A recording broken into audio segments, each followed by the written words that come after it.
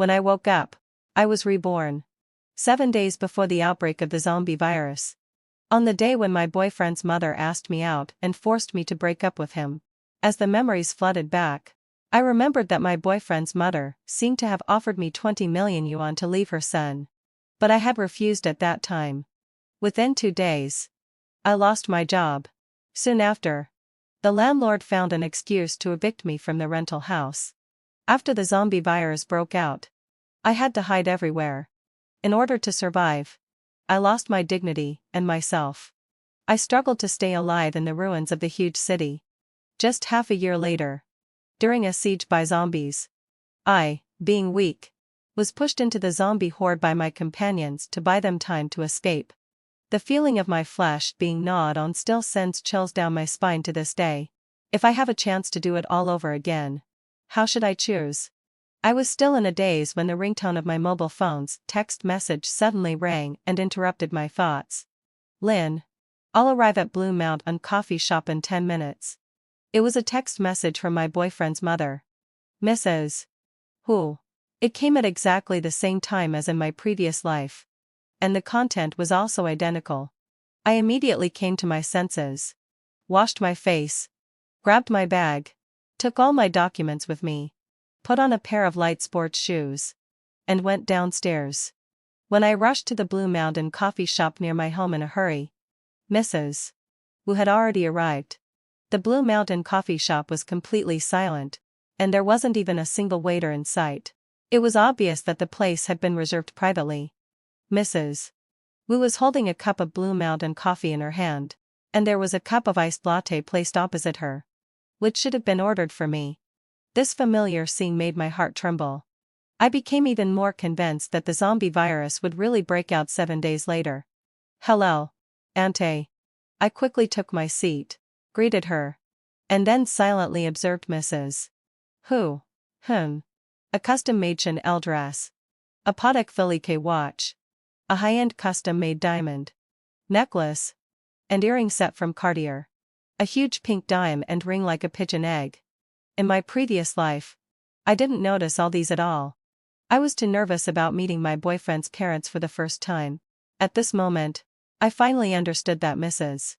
Wu had deliberately dressed like this to show me the class gap. Seeing that I sat down like a fool and didn't say anything, Mrs. Wu was very satisfied with the intimidating effect her outfit had. She picked up her exquisite Hermes handbag and took out a bank card from it. There's 20 million yuan in this card. You know what I mean, right? With this familiar tone and action, how could I not understand? I'm an orphan girl whose parents both passed away. How could I be worthy of the young master of a top wealthy family? But it was your son who said he liked me and wanted to pursue me. Not me. In my previous life, because of that pitiful bit of self-esteem and being humiliated, my eyes were filled with tears. But now, Leslie picked up the iced latte in front of me and took a small sip. With a look of mockery on my face, I portrayed the image of a gold digger vividly. So, in your heart, your son is only worth 20 million yuan. Which is even less valuable than your outfit today. Mrs. Wu looked at the girl in front of her who was as beautiful as a lily and had a somewhat provocative look on her lips. And her face was filled with anger. But then she seemed to think of something. And the corners of her mouth couldn't help but curl into a smile. How much do you think my son is worth? Lin? Why don't you name a price? I really didn't know how much money the Cyrus family had. After all, he was very low-key at school. He was so low-key that the short-sleeved shirt I bought for him on Pinduoduo for 10 yuan each didn't look out of place on him at all. I could only estimate Mrs. Wu's bottom line and named a figure. 50 million yuan. Plus this watch on your wrist. And this necklace and earring set. I don't want the card. Just transfer the money to me directly. Of course. You can also convert the watch, earrings, and necklace into cash directly. Anyway, having fulfilled land session, she came here to show off to me. So it's better to just leave them all behind. I stared intently at the shining diamonds around Mrs. Wu's neck, revealing my greedy look without reservation. Everyone can act. Mrs. Wu was taken aback for a moment. And her facial expressions were very rich. Apparently, hadn't fulfilled and sigh. She didn't expect me to be so thick-skinned that I wouldn't even let go of the accessories on her. Fine. Very well. Send me your bank card number. I want you to leave this city today, and never come back. I gave Mrs. Wu a sweet smile, neatly took out my bank card and ID card from my crossbody bag, and placed them in front of Mrs. Hu, accompanied by a clear ding-dong sound. I checked the text message and saw the 8-digit deposit starting with 8 in my bank account. I smiled, took back my ID card and bank card, stood up, and bid farewell to Mrs. Wu. Thank you, Auntie. I left the coffee shop with brisk steps, took a taxi, and headed straight for the airport. I booked a ticket to my hometown, Yun Province, which would take off the soonest. Cyrus, you heard it all, right? Mom has long told you that this Lin is only interested in your money and can't stand the test at all. She was just playing hard to get before. Mrs. Wu's triumphant words came from the coffee shop, but unfortunately, I didn't hear a single word of it. Before leaving the coffee shop, I sent Cyrus a breakup text message right in front of Mrs. Wu and then blocked him. Well, I'm still very honest. I had just graduated from university. Since I had just confirmed my relationship with Cyrus, I planned to stay in Jingdu and find a job. But now, there's no need for that anymore. I called the landlord to return the rented house, and then boarded the plane back home. My hometown is a second-tier city in Yun Province. It's surrounded by mountains and water, and the environment is very nice. It's located on the outskirts of a scenic area. My parents left me a 3-story, small building with a fence in my hometown. It was uniformly planned by the government and was designed and built just like a detached villa, just to enhance the grade of the scenic area. The first thing I did when I got home was to go to the bank and withdraw a large amount of money. Then I contacted a decoration company to come to my house to repair the fence, reinforce the doors and windows, and by the way, asked them to cover the top floor with soil on the pretext of planting flowers. I offered a high price, and within half an hour, a decoration company came to my house with workers. I reminded them that both the fence and the main door should be made of thick and sturdy anti-theft doors. The fence should be built to more than 3 meters high and barbed should be added. Solid protective rails should be installed on all the windows. It must be ensured that even 3 or 5 burly men can't break into my house. When the foreman saw that I was the only one in charge, he immediately understood. It's very good that a young girl living alone has such a strong sense of safety. Don't worry. I promise to build it solidly for you. After thinking about it, I felt that a brick fence wasn't very safe. Zombies are fast and stronger than ordinary people. What if the fence collapses? Please add a dense iron fence inside the brick wall. The price is negotiable. I paid half of the deposit on the spot, and the foreman happily assured me that the work could be completed in 3 days. I couldn't help but sigh that money really can make the world go round. Indeed, money is everything. After leaving the decoration work to the foreman, I changed into some old clothes, took a taxi, and went to the place where cars were sold in the city. I bought a Wuling Hongguang. I asked the boss to remove the back seat for me. Recalling the driving knowledge I learned in the driving school, I stumbled onto the road. Half an hour later, I had already become an experienced driver, skillfully shuttling through the oncoming traffic. I went to the largest grain and oil market and immediately, on the pretext of preparing a large outdoor banquet at home, started to buy a large quantity of grain, oil, rice, and flour. When I went back, not only was my Wuling Hongguang stuffed full, but there were also 2 small trucks following behind. As soon as I got home, I put the purchased food into the storage room on the first floor. There were still 2 lonely bags of rice in there, which were mailed from the rice my parents grew last year. It's a pity that they both passed away in an accident before they could eat it. The big commotion at my house had already alerted the neighbors around. Before I could say anything, a driver from the grain and oil store helped me out of the awkward situation. The girl's family is preparing a large outdoor banquet. Is she going to get married? I nodded vaguely, which was taken as an admission. I said that I would invite everyone to the banquet when the date was set and then left in a hurry. As soon as she got home, she started renovating the house. Has she even graduated from university yet? Could it be that she's hooked up with a wealthy man? Why don't we see the man if she's getting married? Why is she the only one taking care of things back home? Look at how she looks.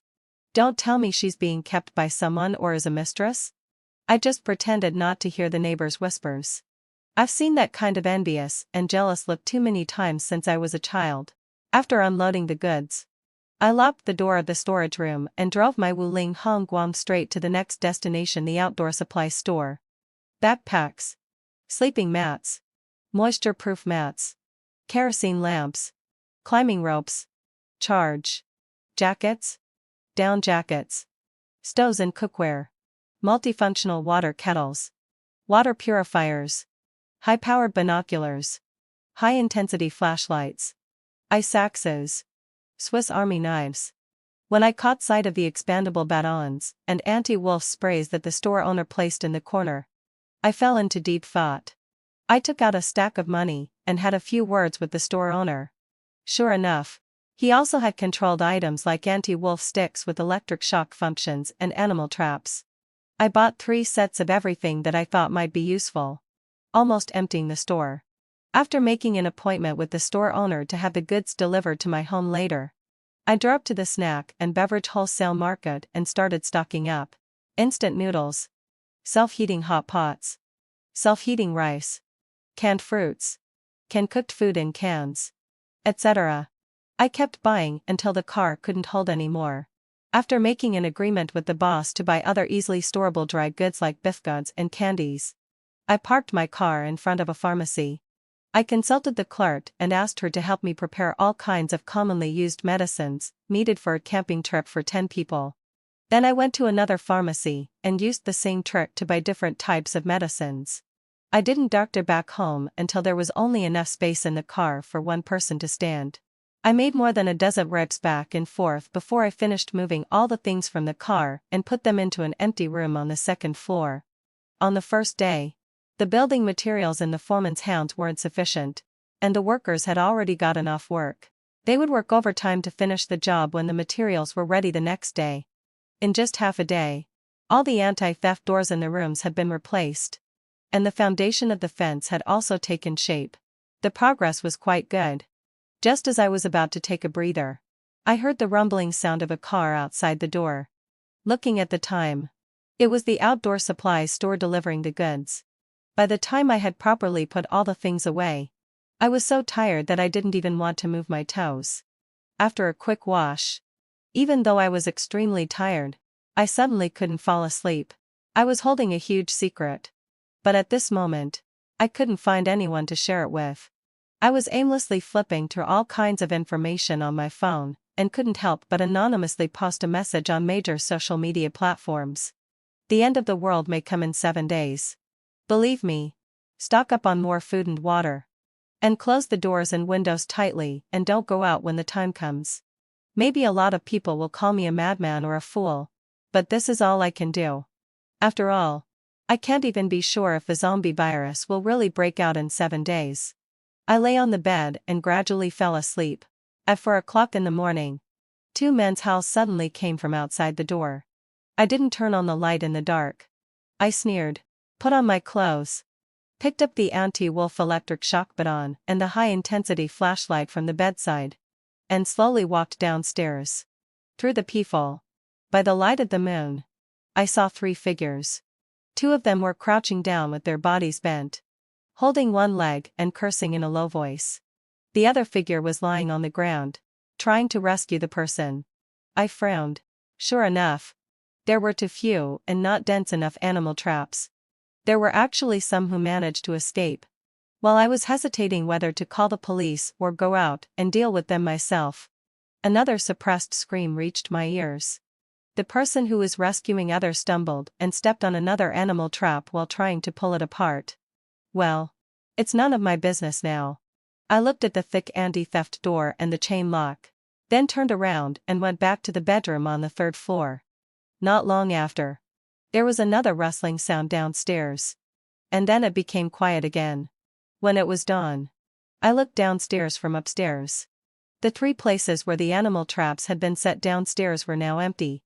With both the people and the traps gone, I went downstairs, collected the remaining animal traps, and waited for the foreman to come. Half an hour later, the foreman arrived with a large group of workers and 2 large trucks of materials. I locked the places that needed to be locked, gave the foreman a few instructions, and then drove out. Medicines were still the major part of my purchase today. After all, when people can't eat enough or dress warmly, a minor cold can even cost someone their life. I bought cold medicine, antipyretic gas, stomach medicine, medicine for high blood pressure, medicine for diabetes. I bought almost all the medicines that I had some knowledge of. I even prepared several oxygen cylinders. I almost visited all the pharmacies in the city before gradually filling my Wuling Hongguang with these items. After taking care of the medicines, I parked the car in a safe place, took a taxi to the farmer's market, and started buying seeds. I bought all kinds of vegetable seeds and fruit seeds. I bought at least 3 portions of each type that were available in the store. After putting the seeds back in the car, I went to the largest electrical appliance mall in the city. I bought large capacity freezers and refrigerators, solar water heaters, solar panels, air conditioners, power banks, rice cookers, induction cookers, electric griddles, air fryers, a whole set of knives, and cooking utensils, and the most crucial gas stoves and gas cylinders. It was already 2 p.m. by the time I paid, left my address, and made an appointment for the delivery. After having a quick lunch, I went specifically to the agricultural machinery market. Sharpened lightweight rechargeable lawn mowers, high-power rechargeable handheld chainsaws, fire axes, etc. were my main targets. For zombies that need to have their heads chopped off to be killed, these are useful and purchasable weapons. I placed an order for 5 sets at once and made an appointment with the boss to have them delivered to my small single-family house the day after tomorrow. And I found a coffee shop to sit down, took out a pen and paper, and carefully made a list. The safe residence would be completed soon. A large amount of food had been prepared. The medicines and weapons were ready. All that was left were a large amount of drinking water and clothes for all seasons. I didn't take my luggage when I came back, so I should also prepare some clothes, shoes, and socks. As the sun was about to set, I tirelessly went to the largest mall in the city and headed straight for the sports goods section to go on a shopping spree. Sportswear and sports shoes were undoubtedly my first choices. I bought sportswear for all 4 seasons and various types of lightweight sports shoes. I also bought underwear, socks, towels, blankets. I had enough money in my card to keep shopping. When I took the special car arranged by the mall and returned home with dozens of bags of clothes, more than half of the enclosure wall had been built. I specifically asked the foreman to add steel bars to the wall to make it more solid. Before the sun set, the workers just managed to finish building the enclosure wall. They started installing sharp barbs while there was still some afterglow of the setting sun. On the 3rd day, I went out early and brought the medicines back and locked them in the house before the workers arrived. I didn't go out in the morning and stayed at home waiting for the people from the electrical appliance mall to deliver the goods. By the time the workers helped me install and debug all the electrical appliances, my fortress was almost completed. In the afternoon, the outer enclosure wall was all finished, and the spacious and big double-leaf anti-theft door was also installed properly. The inner iron enclosure wall was also successfully poured. After settling the final payment with the foreman and looking at the solid enclosure wall and the door, I finally felt a bit of security. The shiny anti-theft door reflected my thin figure. I frowned and immediately drove to the store selling fitness equipment.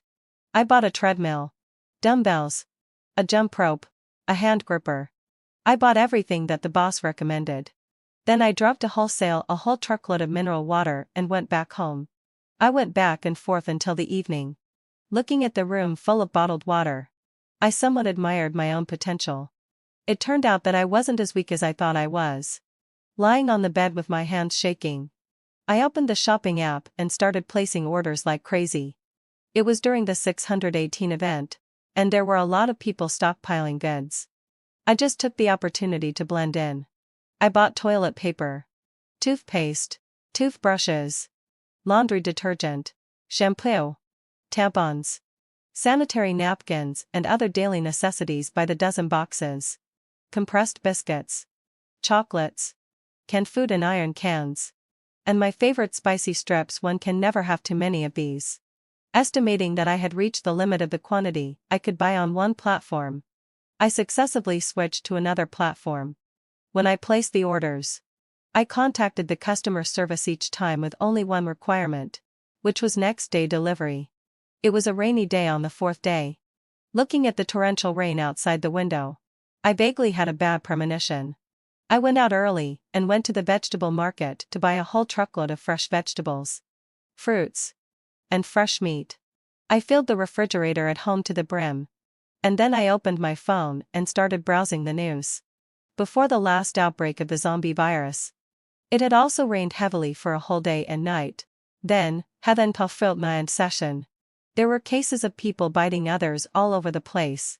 As the incidents continued to ferment and spread, 5 or 6 hours later, the zombie virus completely broke out across the country and even the whole world.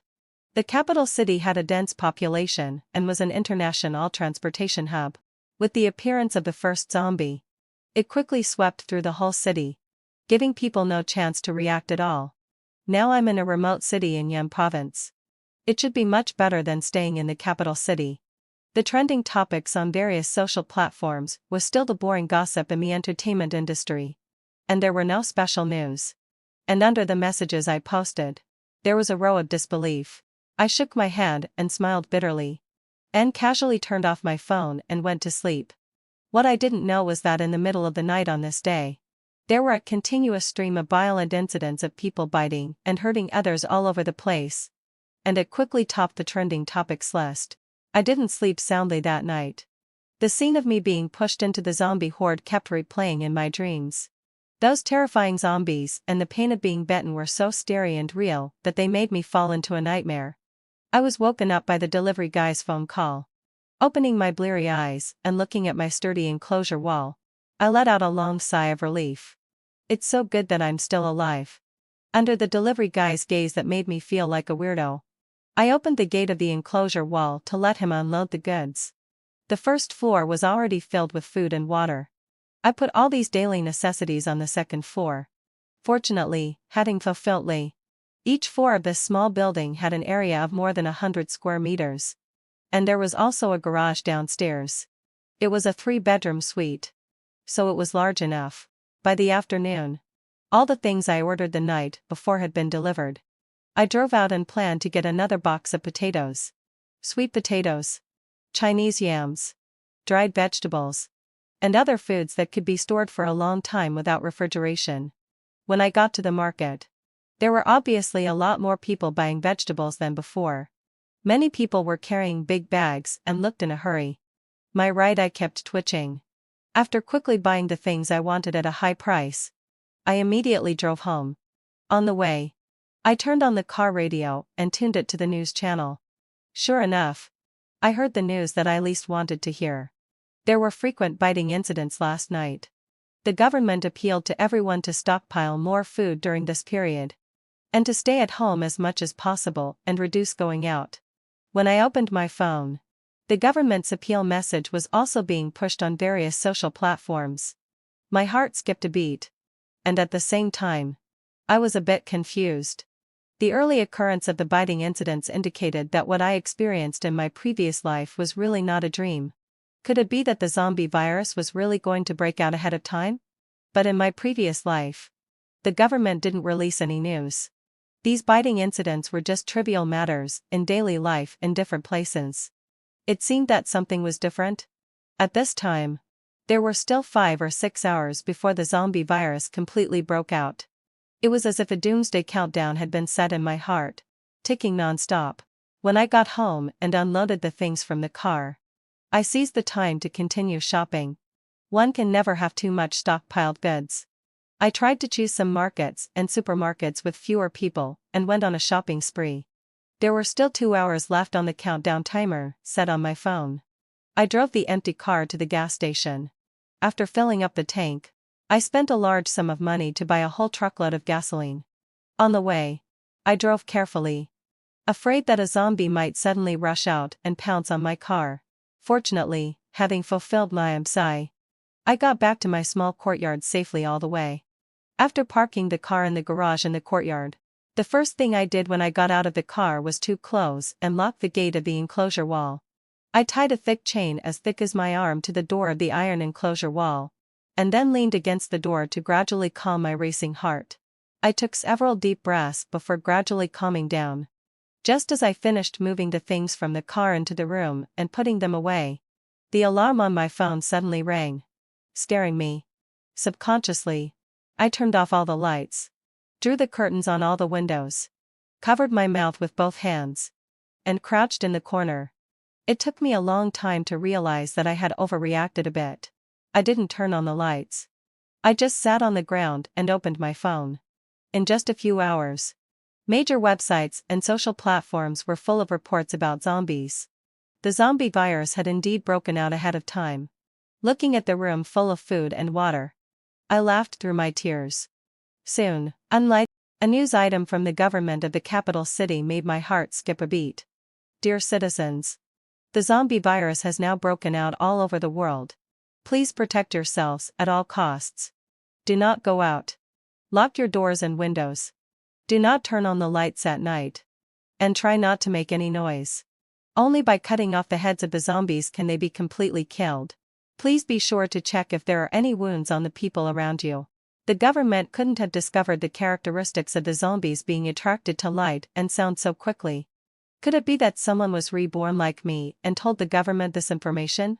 Soon. The next news item confirmed my speculation. The government has already taken corresponding measures and will soon launch a rescue operation. There is an emergency shelter built on a certain street in the capital city. Everyone can also go to the shelter for protection. As long as we unite as one, the disaster will eventually pass. Looking at these messages, my heart ached constantly. In my previous life, I hid with some survivors for over a month, and I never knew that there was a shelter in Jingdu. Apparently, having fulfilled the art, this life is really different. I turned off my phone and fell onto the bed. I thought I wouldn't be able to fall asleep, but unexpectedly, I quickly drifted into a dream. In the middle of the night, I was awake and by the loud knocking on the door, and the voices of women came from outside the door. I got up, lifted the curtain, stood by the window on the third floor, and raised the binoculars, silently looking towards the outside of the wall. Lynn let out a low sigh. Are you home? Open the door and lend me some food. There are zombies in the city, and the whole city is in chaos. We can't buy any food at all. Yes, having fulfilled my obsession. Lynn, you bought so much rice and flour before. Lend us some, please? The fact that I had stocked up a lot of food was no secret in the neighborhood. By the light of the moon, the ones appearing in the camera were the aunties from the 2 neighboring houses around. The news of the zombies had just broken out, and they had already set their eyes on me. Did they think I was easy to bully because I was alone? My family was an outsider here. It was just that my grandfather's generation happened to work here, and my father was born here and settled down on this land. The locals were all exclusive towards outsiders. When my parents passed away, these people never even came to take a look. 5 figures hiding in the corner were clearly captured by my thermal binoculars. I silently tugged at the corner of my mouth. These people obviously didn't come to borrow food. I'm afraid they came to rob me by force.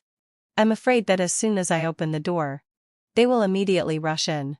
They want to rob not only my food but also my house. Seeing that I didn't respond, the 2 of them were still making great efforts to pound on my door, making a lot of noise. I frowned. Did these people make such a big commotion without seeing the government's announcement? Don't they know that if there are zombies around, such noise will attract the zombies? Zombies don't have body heat. I held up the thermal binoculars and patrolled around but saw nothing. When I turned the camera back, I actually saw that there were 2 fewer figures in the corner. I raised my eyes and saw 2 men holding a wooden ladder and placing it against the bottom of my fence. I sneered and, looking at the iron fence 2 meters away from the fence, secretly cursed them for being stupid. The reason why I built 2 fences was that the first one was to prevent zombies, and the second was to prevent people. In the apocalypse, the ugly side of human nature is magnified to the extreme. People are far more terrifying than zombies. I surrounded the iron fence with thorns. If they want to climb up, they have to get hurt first. The end of the world has just begun. I don't want anyone to break into my territory at this time. I tiptoed to the gym and picked up a recover bow that I had chosen when I bought the fitness equipment. The recover bow is simple, lightweight, and easy to use. I have already learned how to use it in the fitness equipment store. I think my aim should be pretty good within 20 to 30 meters. It doesn't matter if it's a bit off. I have stocked up hundreds of arrows and can practice slowly. I casually carried a quiver of arrows and came to the window on the second floor that was directly facing the fence. I had just set up my posture and was about to shoot when the first person who stuck his head out heard a burst of exclamations from the bottom of the wall, followed by the sound of scattering footsteps and the falling of the ladder. "Run! There are zombies coming!" Among the cries of pain, there was also the strange growling sound of the zombies. Outside the fence under the night sky, the bloodthirsty roars of the zombies were so familiar yet strange. It was clearly the middle of summer, but I felt a chill all over my body. I didn't expect that it was just the first day of the outbreak of the zombie virus. And the virus had spread so quickly. Even in such a remote place, someone had been infected. It seems that this is a sudden global disaster, and no one can escape it no matter where they are. I thought I was already prepared, but I didn't expect that just hearing the sound of the zombies could make me fall apart and be too scared to move. I gritted my teeth to stop my trembling, reached out and pinched myself hard. Under the stimulation of the pain, I finally overcame my fear and regained my ability to move. I put down the recover bow and raised the binoculars again. The person who was climbing the ladder saw the zombies first and had already jumped down and run away at the first moment. The person holding the ladder was knocked down by the suddenly appearing zombies because he was a step too late and was bitten beyond recognition. With someone sacrificed, the remaining people rushed home in a hurry. Unfortunately, having fulfilled, there was more than one zombie attracted by the loud noise of the door knocking. Another zombie rushed out from the dark and knocked down the man who was running last. I remembered the face of this zombie. It was the elderly person who was left behind in the house closest to the urban area in our neighborhood. Aunt Chu, who lived on the left side of my house, was a bit slower in her movements. She was just 2 steps away from being able to follow her husband into the house. But she was suddenly grabbed by the arm by the zombie that appeared behind her. If the man just pulled her and helped her get rid of the zombie, the woman could have been saved. But that man actually pushed her out without hesitation and slammed the door shut. The woman hadn't been bitten yet, but at this moment, her heart was already as good as dead. Clearly, shedding fulfilled way inside. If he just pulled her, she could have been saved. I didn't expect that their decades of marital affection could be so fragile in the face of crisis and death. There was still a look of shock and disbelief on Aunt Ju's face. With her strength, if she tried to break free by herself at the first moment, she might have been able to get away from the zombie. But now, pushed by the man, she was completely pushed towards the zombie. And at this time, the terrifying zombie had already bitten her arm. Unfortunately, heading for Feldmay, there are no ifs. 5 minutes later, Aunt Chu had become one of the zombies. Perhaps because of her unwillingness and resentment. When the other zombies couldn't find food, they continued to move forward, but Aunt Chu still lingered in front of her own house for a long time and didn't want to leave. In just a few minutes, several originally living lives had turned into cold zombies. I observed by the window for half an hour to ensure that the zombies couldn't climb the ladder. And then my legs went weak and I sat on the ground. After calming down, I couldn't fall asleep anymore. I took out my phone, turned the volume to the lowest, and checked the news. The end of the world has just started, and the network hasn't been cut off yet, but it won't last long either. As more and more people are infected, it's only a matter of time before the network, electricity, and water are cut off. In the middle of the night, the internet was abuzz. All platforms were forwarding various events related to the zombies. Some people were grieving for their relatives who had turned into zombies, and some people were showing off their supplies. The only constant were the several eye-catching announcements issued by the government on the homepages of major platforms. I smiled wryly. It seems that the person who knew the zombie virus would break out has a very deep background. Otherwise, how could they persuade the government to issue these messages? But how many people can the emergency shelters in Jingdu accommodate? In places without shelters, people can only rely on themselves. The supplies I stocked up are enough for me to eat for 2 years. Or even longer. When the vegetables I planted on the roof mature, I can survive even longer. I stretched out my hands and hugged myself tightly, whispering to myself, Lynn, you can do it. Don't be afraid. Just as I was cheering myself on, my phone suddenly vibrated. I raised my eyes and saw that it was a strange number. I had a strange feeling in my heart and thought that this call was from Cyrus.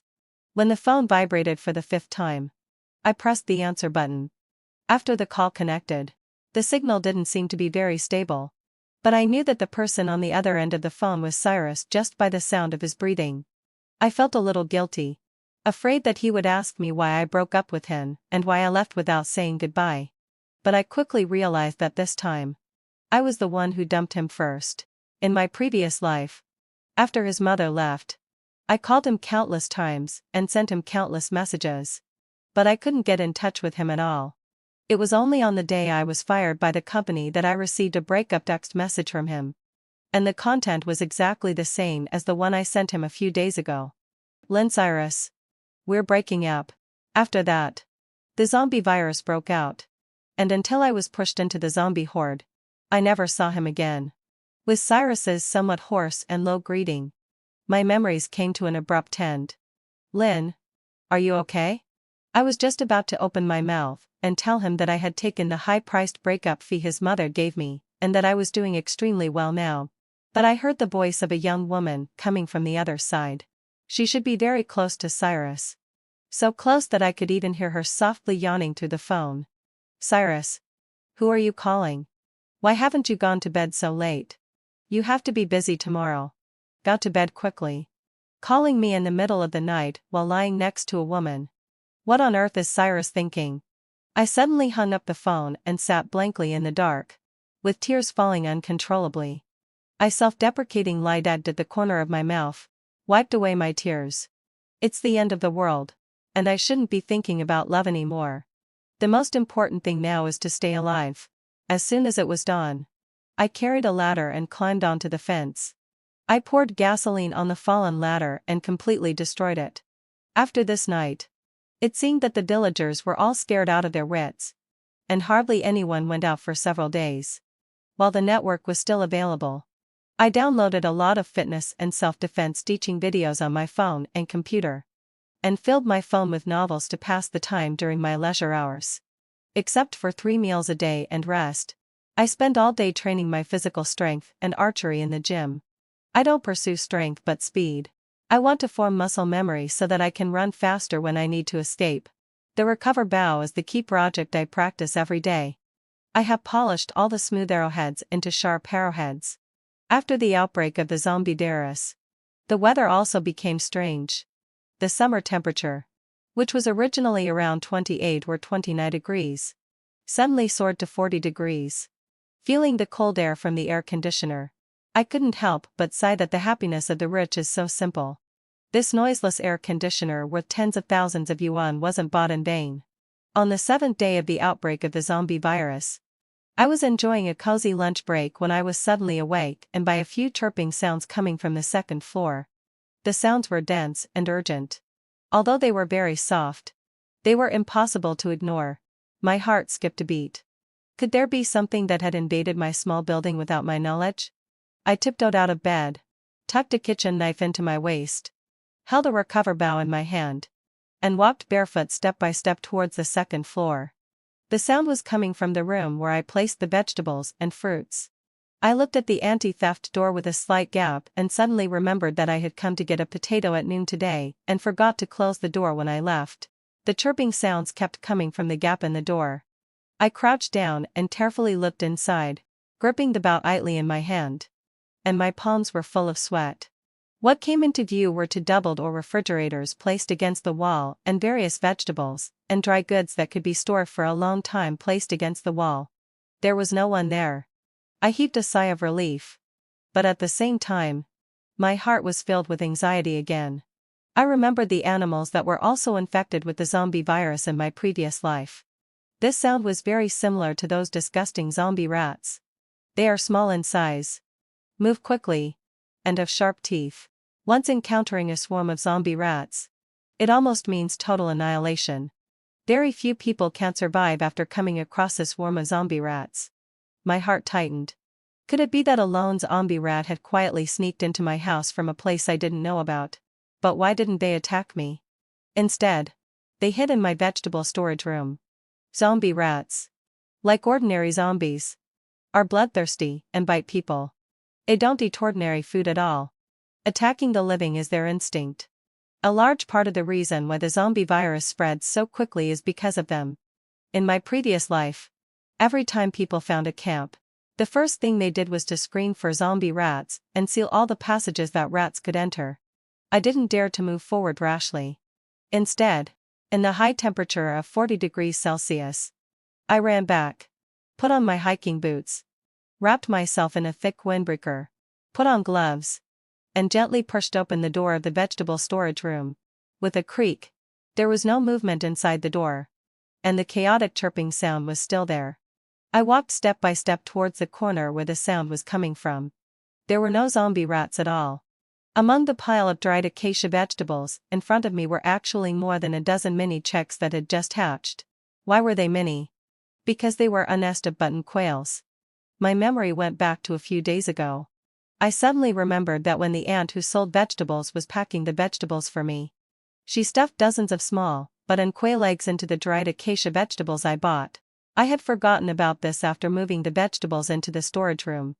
Unexpectedly, more than a dozen of these eggs were fertilized eggs. And they all hatched today. I was both surprised and delighted. I quickly took off my thick equipment, found a box, and put the more than a dozen little button quails that hadn't opened their eyes yet into it. I exercise every day, and my physical energy consumption is high. In order to strengthen my physique, I eat meat quite voraciously. I even hesitated whether to control my meat intake. I was afraid that my stock would not be sufficient. Seeing these more than a dozen little button quails, I had the confidence to eat meat every day again. Button quails are small in size, have strong disease resistance, eat little, and have a short hatching period. It only takes 45 days from hatching to maturity, and they can start laying eggs when they are 50 to 60 days old. Because of their small size and high egg production characteristics, nowadays, many young people keep button quails as pets and happily collect eggs every day. The daughter of the aunt who sold vegetables was such a lovely girl who liked collecting eggs. At that time, the enthusiastic and even showed me a video of her daughter raising button quails. As long as you set up a simple breeding, you can completely keep them indoors. Button quails don't crow either. As long as you close the anti-theft door, people outside can't hear the chirping of button quails at all. Although button quails are small, they are incredibly prolific. As long as I can raise this group of button quails, I can have meat to eat every day and collect eggs every day. I can't even imagine such a good life. I happily held these cute little guys in my arms, and couldn't help but want to kiss them twice. While there was still the internet, I immediately checked the tutorials and precautions for raising button quails on my phone. Using the leftover cardboard boxes and plastic sheets from unpacking the express deliveries, I pieced together a small breeding room for my button quails on the 3rd floor. In the end, 10 out of the 15 chicks survived. Besides my daily exercise, I would circle around my button quails and could watch them stupidly for over an hour. I even gave each chick a name and talked to them like a fool every day. During a long and lonely period of time, they were my only companions.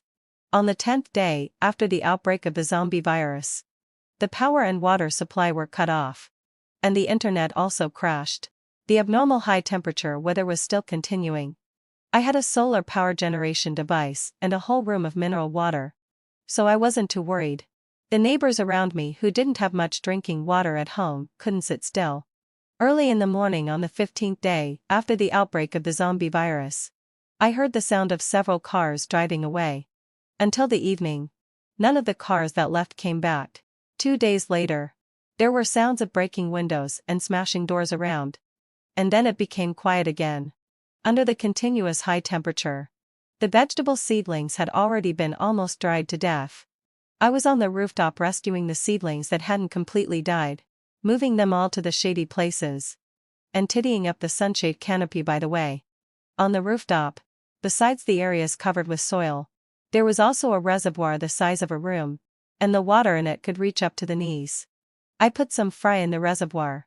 The water here was specially used to flush the toilet, which was both green and environmentally friendly. When I lifted the sunshade canopy, the fry were all still alive, but the water in the reservoir was only 10 centimeters deep. I frowned and thought that if it didn't rain soon, I should prepare and right oil it. After tidying up, since I was at a high place, I raised the telescope and surveyed the surroundings. The doors and windows of several houses around were not intact. Presumably, they had all been ransacked.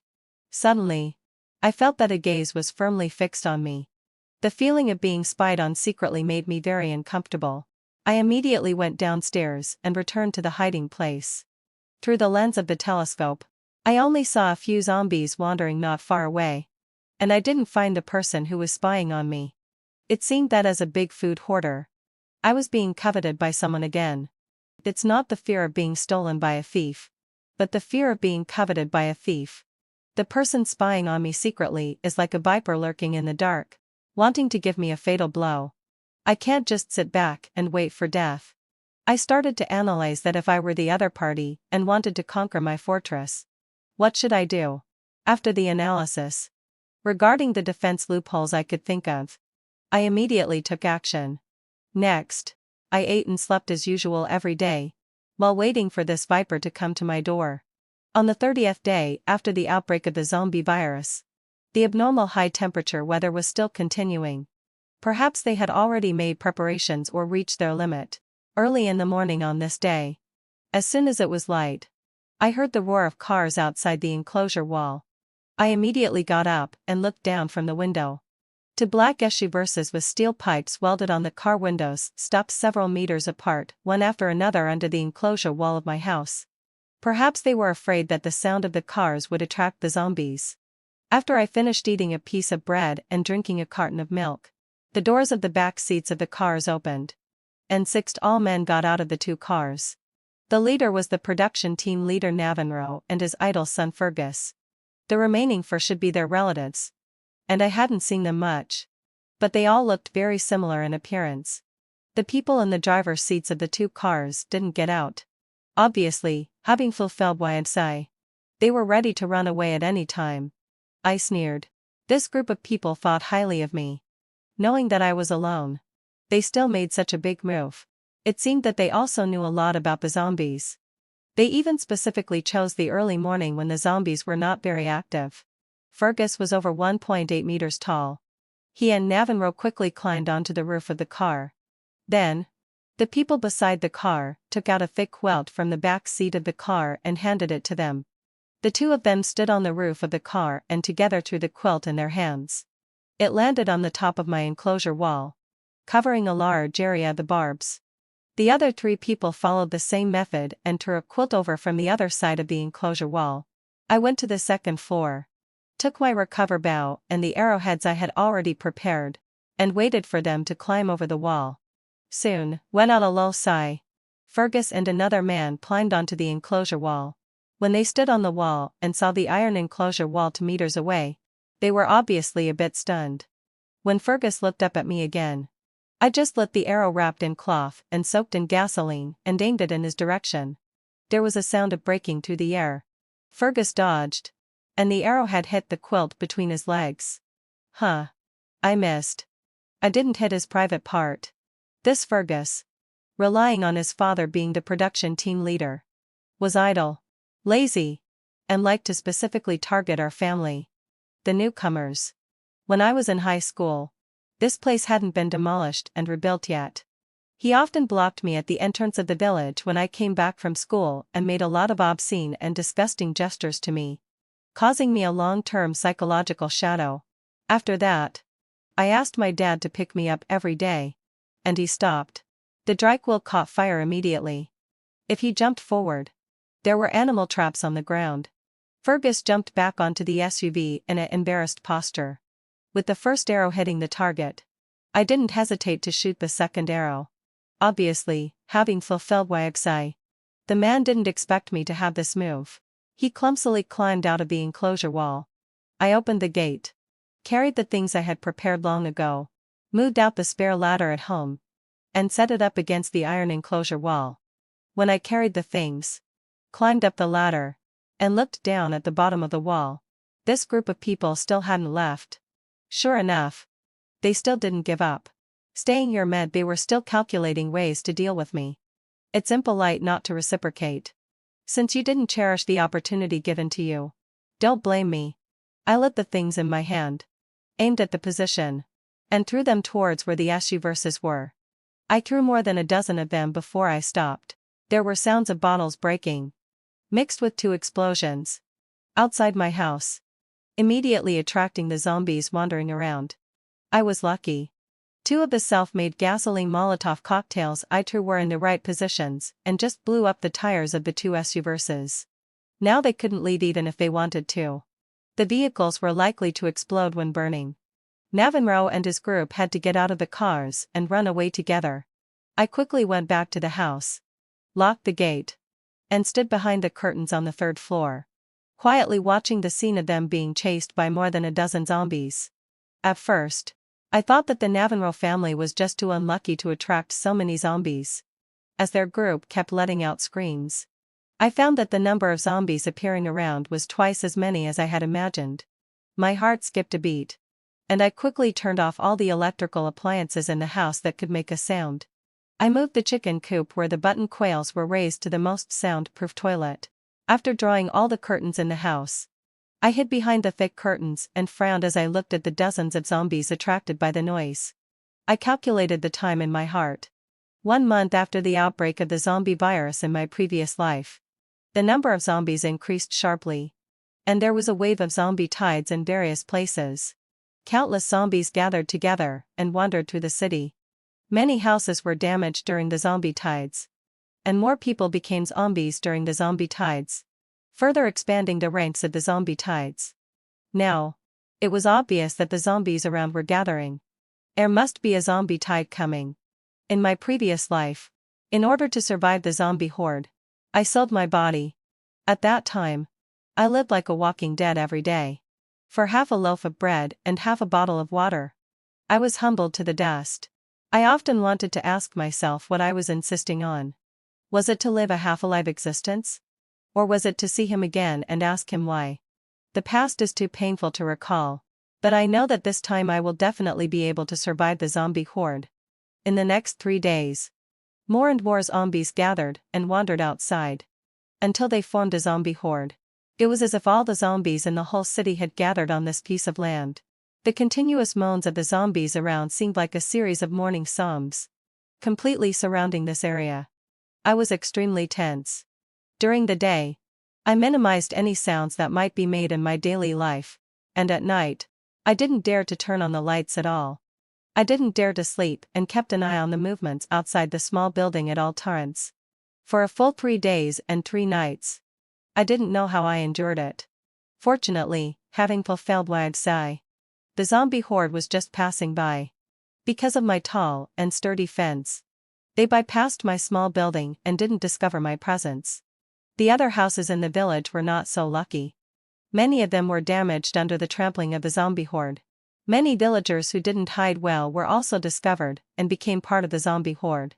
2 more days passed, and the terrifying zombie horde finally completely passed. With the departure of the zombie horde, many of the zombies that had been wandering around also disappeared, and I felt more at ease lying flat at home. On the 35th day of the outbreak of the zombie virus, the high-temperature weather suddenly stopped. At night, a strong wind blew and thunder rumbled. This was a sign that it was going to rain. I was overjoyed and immediately ran up to the roof, retracted the sunshade, and exposed the roof completely. Then I placed all the things that could hold water outside to collect as much rainwater as possible. In the evening, listening to the dense sound of rain outside the house, I was completely at ease. The most difficult period had passed, and I was sure to have a better life in the future. The heavy rain lasted for 3 days and 3 nights, washing the filthy earth clean. And even the air became a bit fresher. After the rain stopped and the sun came out, the temperature finally returned to normal. I stood on the roof again, and in front of me was only the ruin and desolation left after the zombie horde passed through. I thought that I might be the only living person in this area. You never know when zombies might appear again outside.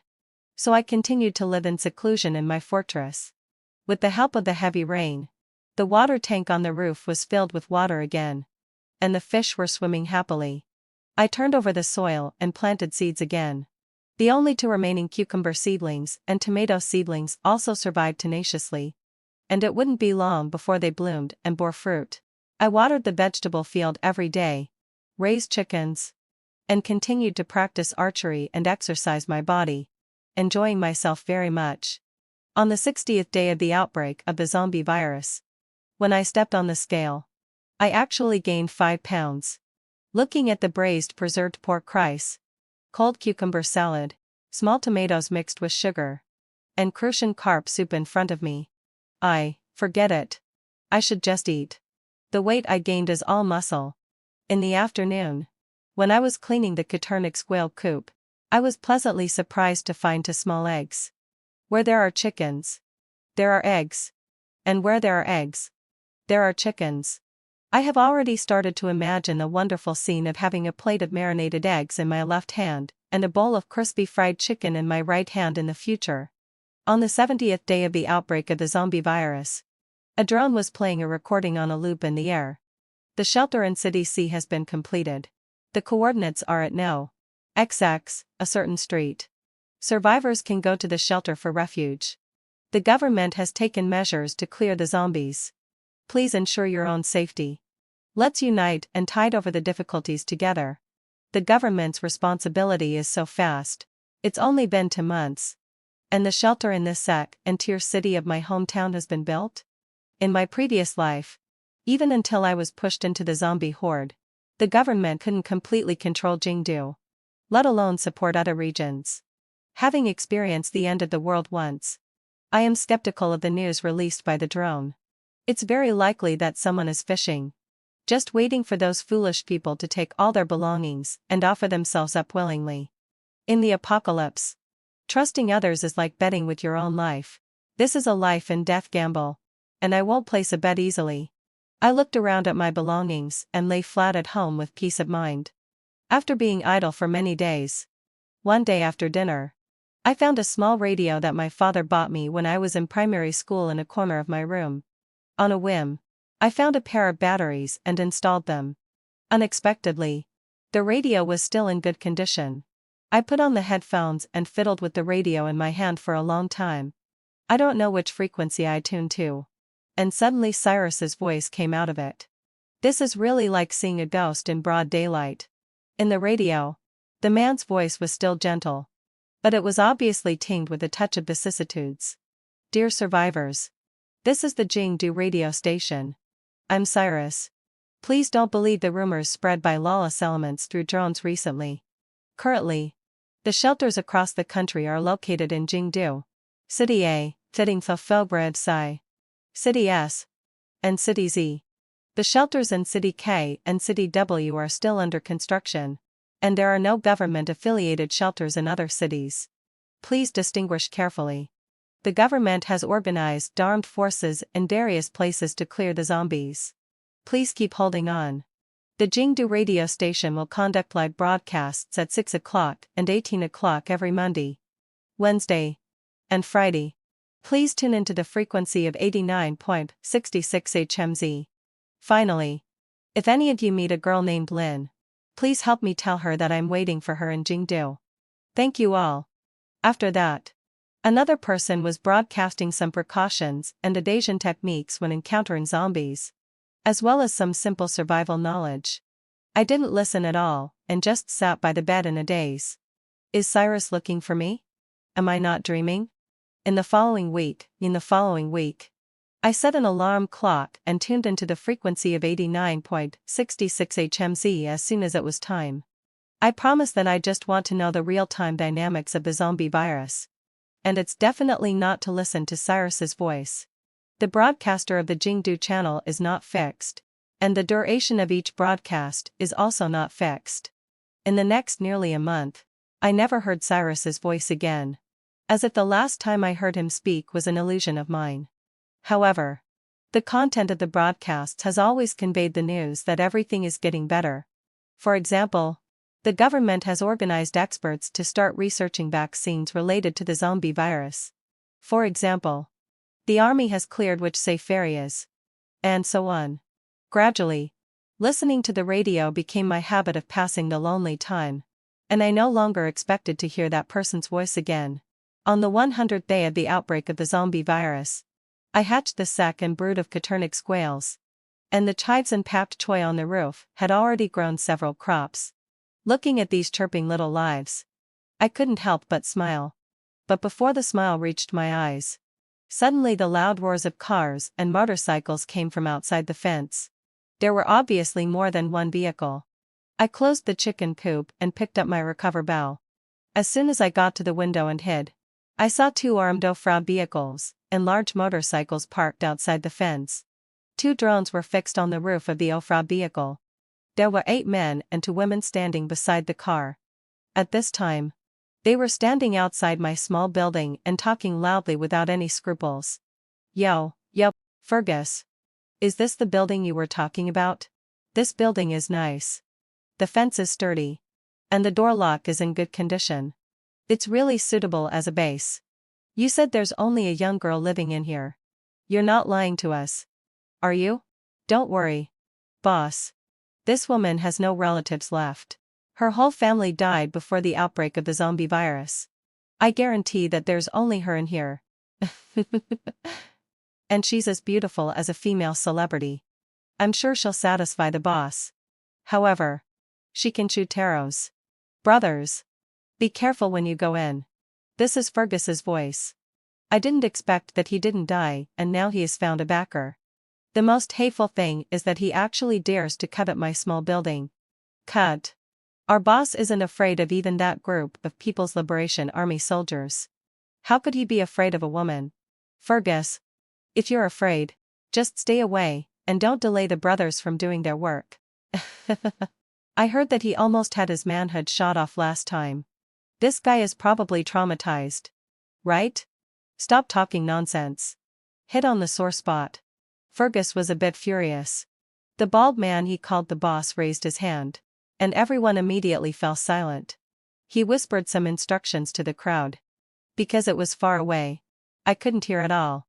I'm sure they must be discussing how to deal with me.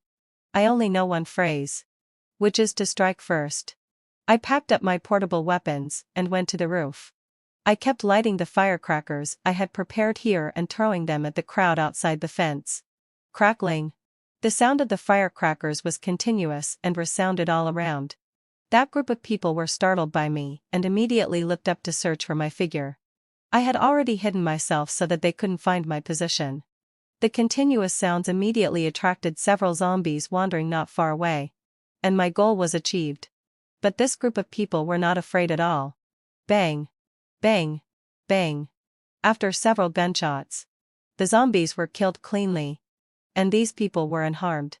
Only Fergus was dragged over as a shield when the bald boss was almost bitten by a zombie.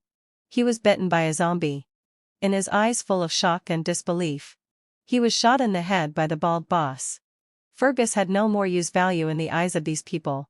He was like me in the past, a disposable pawn that could be discarded at any time. My heart tightened, and I deeply realized that this was a group of crazy and ruthless people.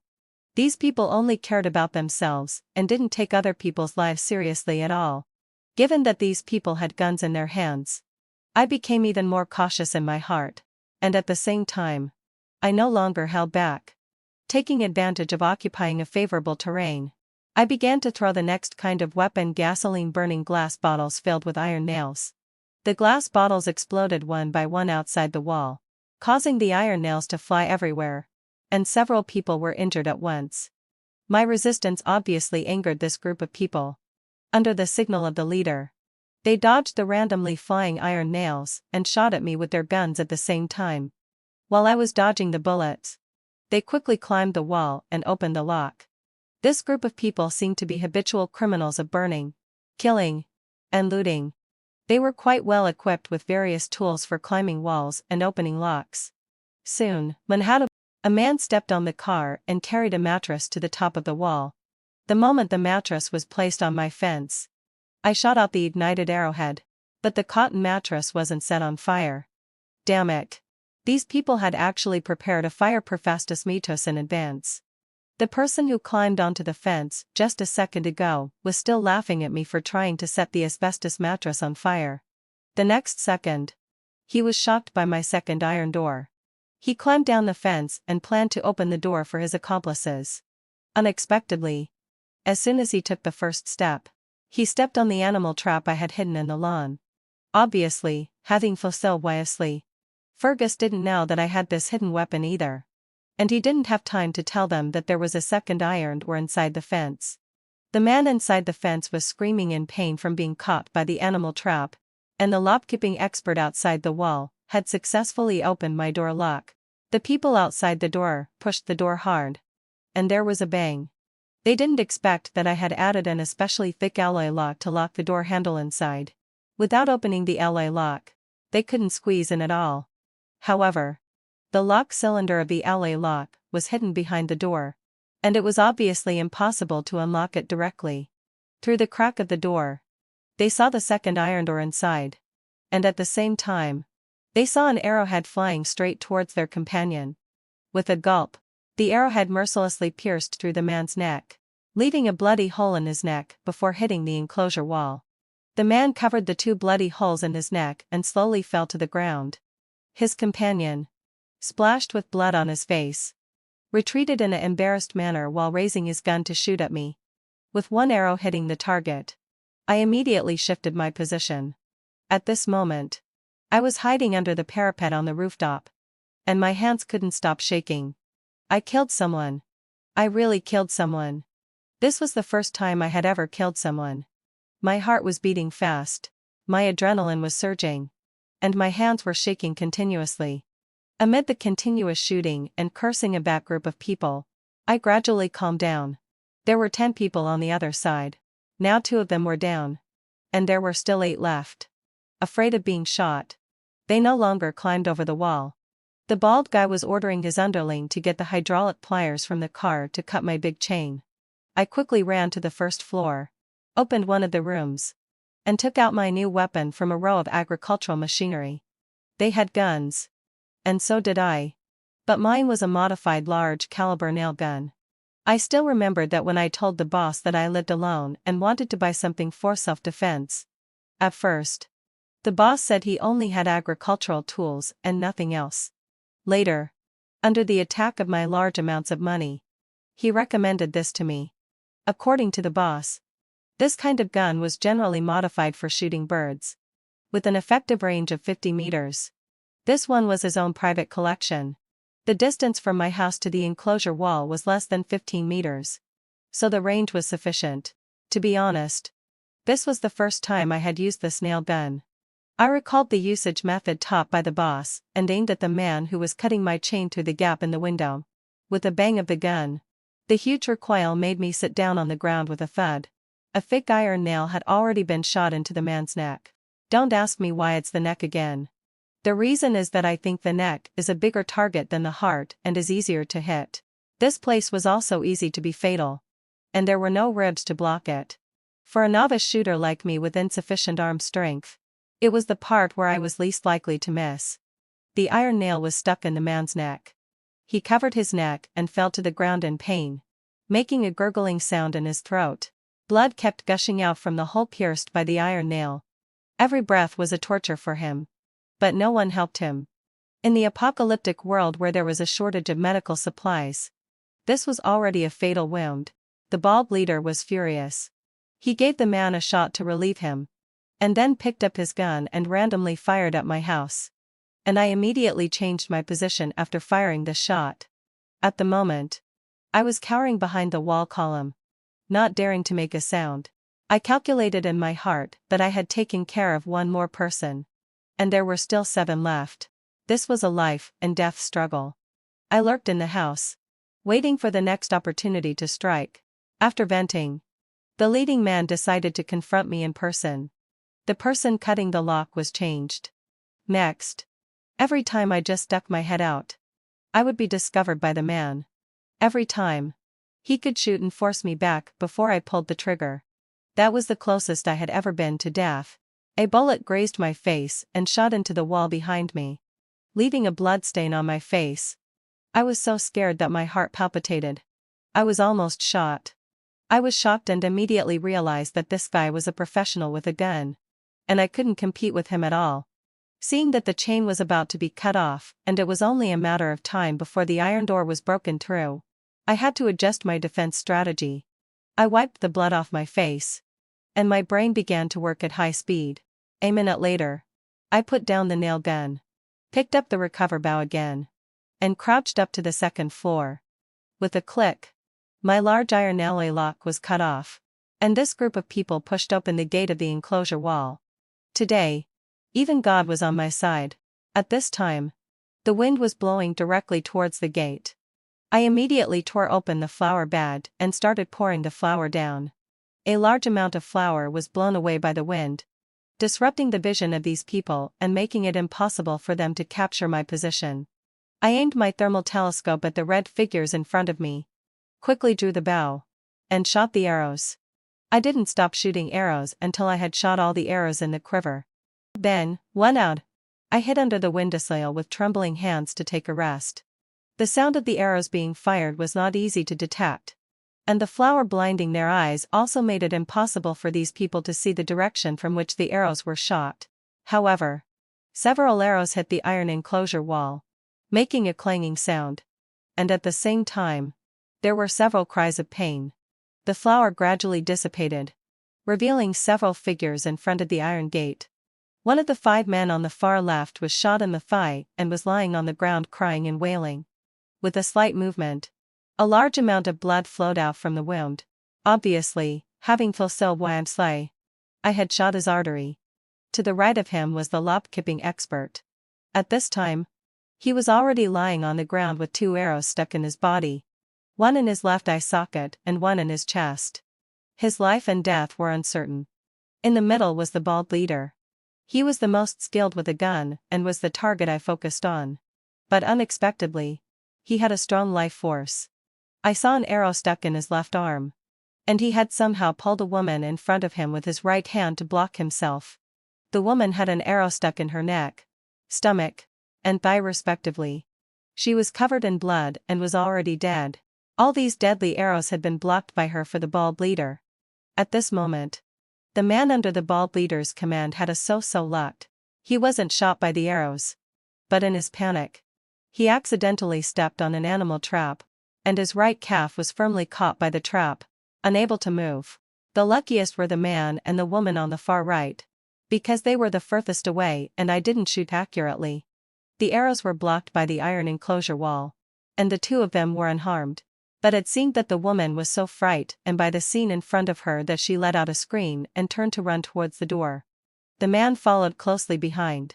Before the woman could run far, the bald leader shot her in the head, and she died a tragic death. The man was quick on his feet and had already stepped onto the motorcycle. But as soon as he started it, a bullet hit the motorcycle's fuel tank, and the motorcycle exploded on the spot. While the bald leader was busy killing each other, I quietly drew my bow and shot. But he was too alert.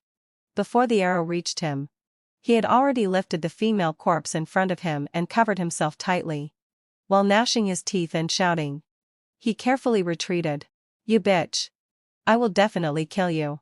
I didn't make a sound, and with the next arrow, I directly finished off the man trapped by the animal trap. I had dealt with 6 out of 7 people at once. I let out a long sigh of relief. After the bald guy retreated from the enclosure wall, he hid in my blind spot of vision. The 2 of us remained in a standoff until it was dark. While the bald leader didn't dare to rush in, I took the time to throw a lot of balloons filled with gasoline towards the door. The balloons made a dull sound when they landed. The bald leader thought I was making ineffective attacks and didn't show up at all. Some of the balloons burst as soon as they landed, but under the cover of the smell of blood, the bald leader didn't notice anything unusual at all. The strong smell of blood gradually attracted the zombies hiding in the dark. The bald leader hid in the SUV and then shot the approaching zombies in the head one by one. There were continuous gunshots outside the door. And half an hour later, it was quiet again. My weapons and tricks had been mostly revealed. And the bald leader was a ruthless killer. I didn't dare to relax for a moment. At 4:30 in the morning, the most tiring time of the day for people, the bald leader quietly sneaked in from the door at this time. I pinched myself hard several times and forced myself to stay awake to implement my plan. I pretended not to see his figure. First, I randomly shot several arrows in several directions, making him relax his vigilance. When he thought I couldn't hit him, the arrow with flames was already whistling towards him. Many balloons had already burst after landing before. By the time the bald leader smelled the strong smell of gasoline, it was too late. The arrows with flames came one after another and easily ignited the gasoline all over the ground. With the dry weather and the blowing evening wind, the flames shot up high and trapped him. The bald leader, surrounded by the flames, couldn't see my position at all and could only randomly fire his gun. I, on the other hand, fearlessly added fuel to the fire. One by one, the balloons filled with gasoline were thrown down by me from various places. The bald guy struggled desperately in the sea of fire and finally fell silent. I slumped on the floor, and my whole body couldn't stop shaking. Before I knew it, I was already in tears. I had won. I had successfully defended my fortress. I had lost. Instead of killing the zombies first, I had killed quite a few of my own kind. Thinking of the weapons and equipment I had used today, I only felt an infinite sense of sadness in my heart. What nail guns? What Molotov cocktails? What gasoline bombs? These things were useless against zombies at all. These were all used to deal with people. I sadly found that the most terrifying thing in my heart was not the zombies, but the crazy humans in the lawless society. Humans were the most terrifying creatures in the world. Afraid that they would dirty my small courtyard, I burned the bodies of those people. I took the usable supplies from their cars and brought back their drone. I locked the gate of the enclosure wall again and started my secluded life in my fortress. I spent my days growing vegetables, raising chickens, exercising, and practicing archery. It was fulfilling and happy. A few days later, I was idle and started playing with the drone. I fully charged the drone, connected it to my phone, and controlled it to fly into the sky. I just wanted to use it to check if there were any zombies around. Unexpectedly, not long after it flew out, a group of people running for their lives appeared in the drone's camera. This was a small team of 10 people in total. Among them, 8 men were tall, wearing dark green camouflage uniforms and having their faces painted with camouflage paint. They were protecting an old woman and a little girl in the middle and retreating. This should be a team of government soldiers. Only regular soldiers would protect the defenseless elderly and children like this. There was one figure that made me feel somehow familiar. Before I could take a closer look, I saw dozens of zombies following them in a mighty manner behind the camera. Goodness! Did these people stir up a zombie nest? After the gunshots rang out and the squad had finished a round of shooting at the zombies, it was obvious that they were running low on ammunition. The familiar figure gestured to the others, and everyone immediately stopped shooting and instead quickened their pace of escape. At the same time, that person also noticed the presence of the drone. A pair of familiar eyes suddenly looked towards the drone and came into my view. I was greatly shocked in my heart. Although his face was covered with greasy paint, making it impossible to see his facial features clearly, these eyes were very similar to Cyrus's. Almost instinctively, I maneuvered the drone to fly around him once, then swayed it twice in the direction of the small building. Immediately after, I controlled the drone to fly towards the small building. As if there was a telepathic connection, he immediately led the team to follow my drone. The squad followed the drone and arrived outside my small building. They were a bit stunned when they saw my tightly closed door and the tall fence. Seeing that the zombie horde was about to catch up, I tied the key to open the door to an arrow and shot it towards the front of that person. He reacted extremely quickly, picked up the key, and opened the door. Just as he closed the door, the zombie horde arrived. Before these people could be surprised that there was another door in front of them, they heard the moans and pounding sounds of the zombies outside the door. Unable to get their hands on the prey that was right in front of them, they gathered outside the fence and tirelessly scratched at the wall and the door. One of the team members was eager to fight back and couldn't help but speak up. "Captain, shall we fight?" The captain, whose eyes were very similar to Cyrus's, waved his hand at him. "No. This door is very sturdy. They can't get in. Preserve our strength in case of any eventuality." After saying that, his gaze turned towards my window, as if he wanted to see my appearance through the curtain. Since I heard his voice, I had been stunned on the spot. This person was actually Cyrus. On the 108th day of the outbreak of the zombie virus, I really saw him. After the initial shock, I had regained my composure. Even if he was Cyrus, what did it matter? We have no relationship left now. Saving them was the most risky thing I had done since I was reborn, and I wouldn't meddle in other people's affairs any further. The animal traps under the fence had been cleared by me after the last big battle. Seeing that they were staying obediently under the wall without any other actions, I ignored them. But half an hour later, the zombies outside the door not only didn't retreat on their own, but instead became even more agitated. They persistently stayed outside the wall, looking as if they wouldn't give up until they caught someone. This wasn't right. Normally, hadn't stilled my sigh. As long as no sound was made and they hid quietly, the zombies would give up after waiting for a while and then look for new targets. Now it was so abnormal. Could it be that there was something on this group of people that attracted the zombies? 11. Cyrus obviously also noticed that something was wrong, and his intelligence finally kicked in during this short break. It seemed that since they had saved someone, they had been constantly chased by the zombies. As the roars of the zombies outside the wall became more and more shrill, he immediately gave the order to shoot. His team members formed human ladders in pairs and started shooting the zombies while standing on the top of the wall. I also picked up my recover bow and kept pulling the bowstring and shooting arrows. After a wave of attacks, more than half of the zombies were killed, but they not only didn't retreat but still persistently tried to break in. Cyrus and the others were running short of ammunition and had stopped their attacks, and my arms were too sore to draw the bow anymore. I frowned and looked at the 10 people downstairs. The soldiers were all on high alert, looking towards the outside of the wall, ready to fight at any moment. The little girl, full of fear, had been following closely behind Cyrus, like a little tail. Only the old woman was sitting alone by the wall, her eyes rolling around, her gaze evasive. When she heard the howls of the zombies outside, she couldn't help but tremble. I had a hunch and wrote a note, which I sent to Cyrus using the drone. Even if my anti-theft door was strong, it couldn't withstand a continuous impact of a large number of zombies. I would definitely not open the second iron door for them again. Please immediately check if any of you are carrying something that attracts the zombies. Especially the old woman. Because my hands were shaking. My writing was all crooked, and I didn't know if Cyrus could recognize it.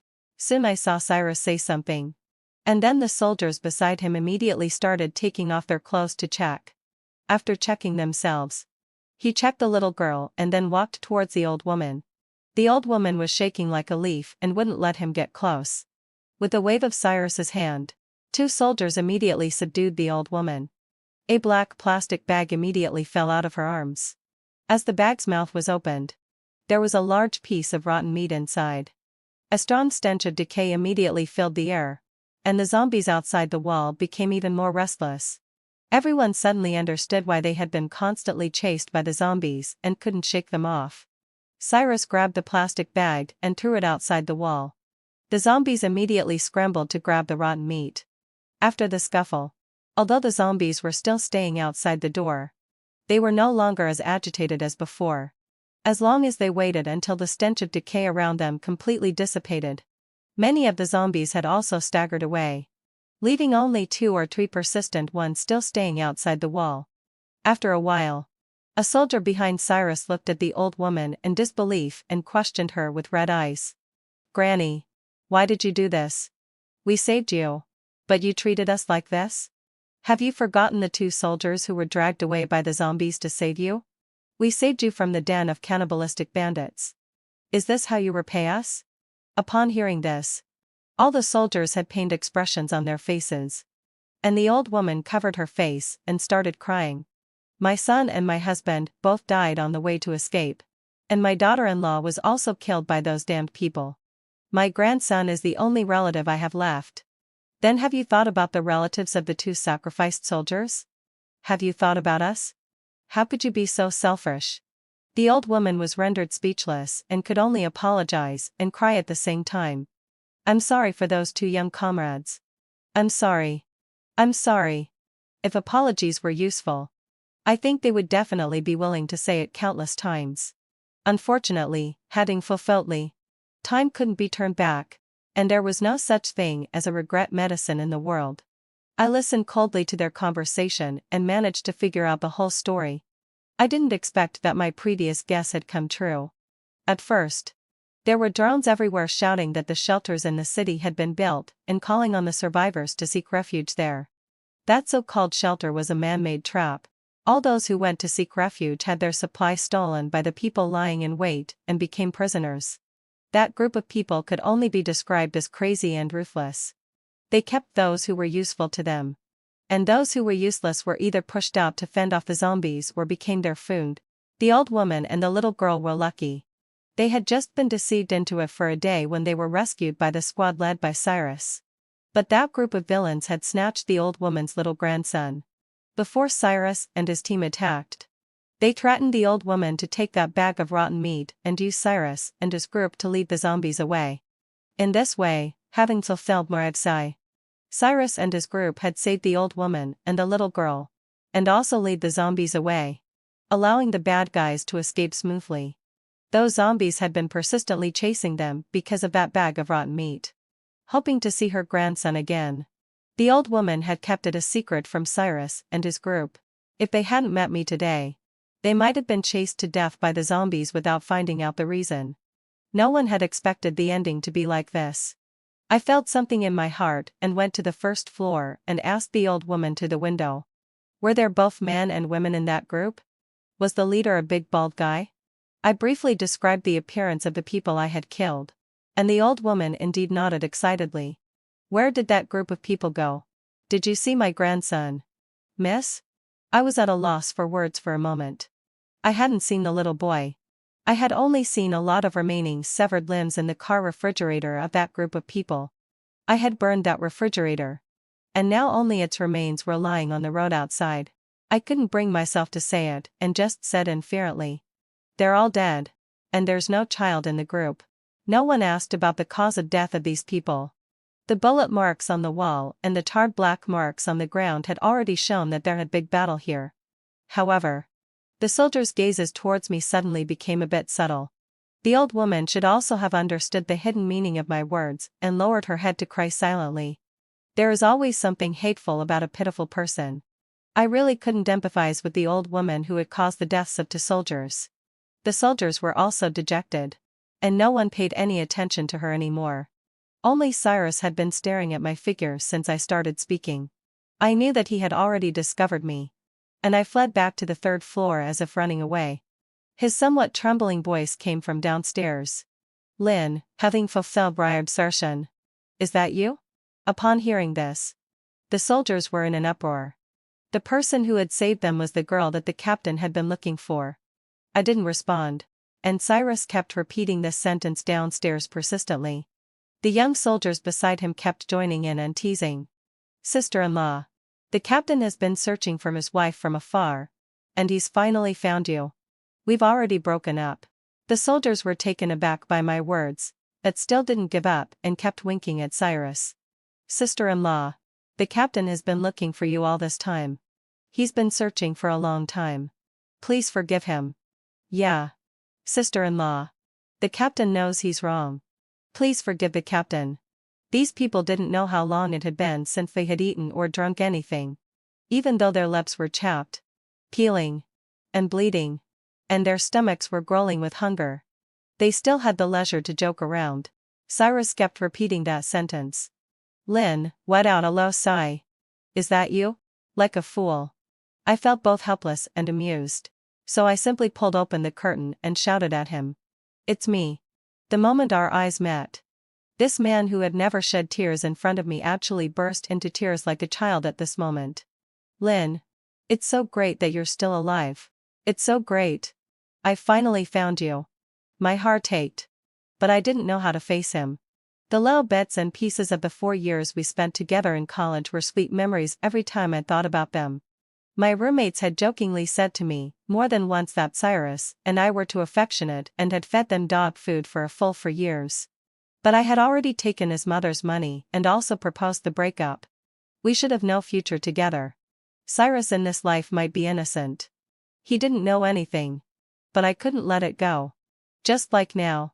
Even though I knew that Cyrus and the others posed no threat to me, I still didn't dare to open the door and face them directly. I lacked a great deal of security, and the first thing I considered was my own safety. Even if the person downstairs is Cyrus, I still can't fully trust him. Silence is the best way to refuse. Fortunately, Cyrus also knows that this is not the time to catch up on old times. After he adjusted his emotions, I threw a rope to him and asked him to hold it. Using the rope, I sent them a large bucket of mineral water, compressed biscuits, and a bowl of freshly marinated button quail eggs. My button quails have hatched the second nest, and the number of eggs laid by dozens of little chicks every day is quite considerable. I found a pack of marinating spices and just happened to marinate a pot of the eggs I had stocked up in the past few days. I can only say that Cyrus and the others are lucky. Seeing the water and food, the soldiers were very surprised and thanked me one after another. I nodded at them and pulled the curtain closed again. After it got dark, a young soldier shot a flare into the air. After sending the signal, Cyrus directed the soldiers to take off the sleeping bags they were carrying on their backs and rest on the spot. I watched as they arranged their positions in an orderly manner, opened the sleeping bags, got in, what in, and fell asleep immediately. Soon, what out a long sigh. There was the sound of even and rising snoring. They were obviously extremely tired. After I threw down to thin quilts for the little girl and the old woman, I also returned to the bedroom. Cyrus was very cautious and still arranged for someone to stand guard during the night. This night was the most peaceful night I had slept since I was reborn. When I woke up, Cyrus and his group had already left. He left me a small note on the iron door and also left some mineral water and several bags of compressed biscuits. "Lynn. Wait for me. I'll come to you when I finish my mission. Please wait for me." I inserted the note into my notebook and continued my secluded life. As time passed, every broadcast on the frequency of 89.66 HMZ would bring good news. The zombies in various provinces and cities were continuously eliminated, and one region after another was recaptured and began to be rebuilt. On the 285th day after the outbreak of the zombie virus, the vaccine developed by our country made a breakthrough and began clinical trials. On the 360th day after the outbreak of the zombie virus, the zombie vaccine developed by our country was officially launched and began to be promoted worldwide and applied to the survivors. Ordinary people who have been vaccinated will be immune to the zombie virus. They will not be attacked when they encounter zombies. And even if they are bitten, they will not turn into zombies. Those humans who have already turned into zombies are equivalent to being dead and cannot be cured. The whole world launched a thorough elimination of zombies. On the 385th day after the outbreak of the zombie virus, all the zombified animals in the country were eliminated. On the 400th day after the outbreak of the zombie virus, the last zombie in the country was eliminated. From then on, all the zombie creatures in the country were completely extinct. The people of the country celebrated joyfully and began to rebuild their homes. On the 401st day after the outbreak of the zombie virus, someone knocked on my door. When I opened the door, I saw Cyrus' extremely familiar eyebrows and eyes. He had tanned and also become more mature. There was an extra scar behind his left ear. At this time, he was wearing casual clothes and holding a bouquet of roses in his hand. He smiled brightly at me.